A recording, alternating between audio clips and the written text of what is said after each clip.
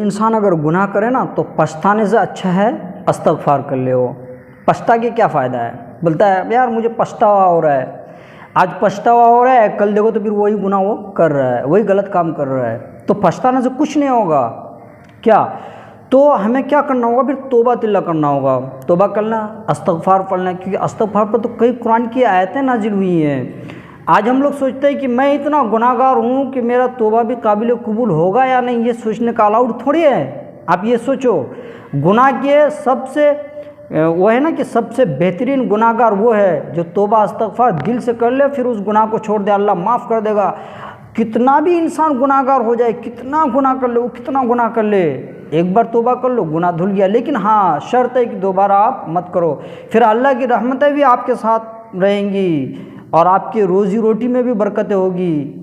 اگر ہم گناہ کر کے کوئی غلط کام کر کے اپنے بچوں کی پرورش کرتے ہیں تو وہ کیا ہوگا؟ پھر نقصان ہی نقصان ہے. پھر اس میں تو ان چیزوں سے بھی ہمیں باز آ جانی چاہیے. گناہ کسی بھی ٹائپ کا ہو. دیکھیے ہم لوگ سوچتے ہیں، مان لو ہم پڑھاتے ہیں کسی بچہ کو، جو بچہ کمزور ہوتا ہے نا، وہ اگر اچھا ڈویژن سے پاس ہو جائے، وہ اچھے نمبرات لائے پڑھ لکھ کر، تو بڑی خوشی ہوتی ہے کہ اس سے تو مجھے کوئی امید نہیں تھی. کتنی خوشی ہوتی ہے نا. جو فرسٹ آیا ہر بار ہر سال، اتنی خوشی نہیں ہوتی ہے. تو اس طرح ہم لوگ ہیں، ہم اگر بہت گناہ گار ہیں، توبہ کر لیے دل سے، تو اللہ بھی بہت خوش ہوتا ہے. اللہ نے تھوڑے کہا ہے کہ توبہ کا دروازہ تمہارے لیے بند ہے، تم توبہ کرو مت. توبہ کرنی چاہیے. لیکن کیا ہے، شیطان جو ہے نا، پھر وہ وسوسے دل میں ڈالتا ہے کہ تم توبہ کرو مت، تم تو بہت گناہ گار بن گئے ہو.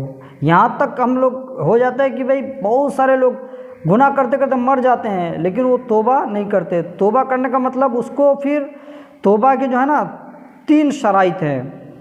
3 شرائط بہت ایزی بھی ہے. وہ پہلی بات، آدمی گناہ سے فی الفور باز آ جائے. دوسری بات، اپنے گناہوں پر نادم و شرمندہ ہو. تیسری بات، آئندہ اس گناہ کو نہ کرنے کا پکا ارادہ ہو. بس ہو گیا توبہ.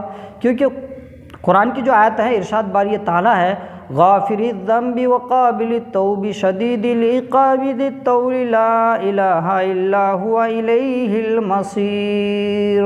اللہ تبارک و تعالیٰ گناہوں کا بخشنے والا اور توبہ کا قبول فرمانے والا، سخت عذاب والا، انعام و قدرت والا ہے. اس کے سوا کوئی معبود نہیں، اسی کے طرف پلٹ کر جانا ہے، واپس جانا ہے. دوسری جگہ اللہ نے فرمایا، فاصبر ان وعد اللہ حق واستغفر لذنبک وسبح بحمد ربک بالعشی والابکار. پس اے نبی تو صبر کر، اللہ کا وعدہ بلا شک و شبہ سچا ہی ہے. تو اپنے گناہ کی معافی مانگتا رہا اور صبح و شام اپنے پروردگار کی تسبیح اور حمد بیان کرتا رہا. تیسری جگہ فرمایا، واستغفر اللہ ان اللہ کان غفورا رحیما. اور اللہ تعالیٰ سے بخشش مانگو. منع کہا ہے بخشش مت مانگو، بخشش مانگو.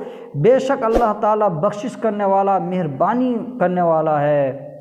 چوتھی جگہ فرمایا، فسبح بحمد ربک واستغفر انہ کان توابا. تو اپنے رب کی تسبیح کرنے لگ حمد کے ساتھ اور اس سے مغفرت کی دعا مانگ، بے شک وہ بڑا ہی توبہ قبول کرنے والا ہے. بشرطے کہ ہم کیا کریں؟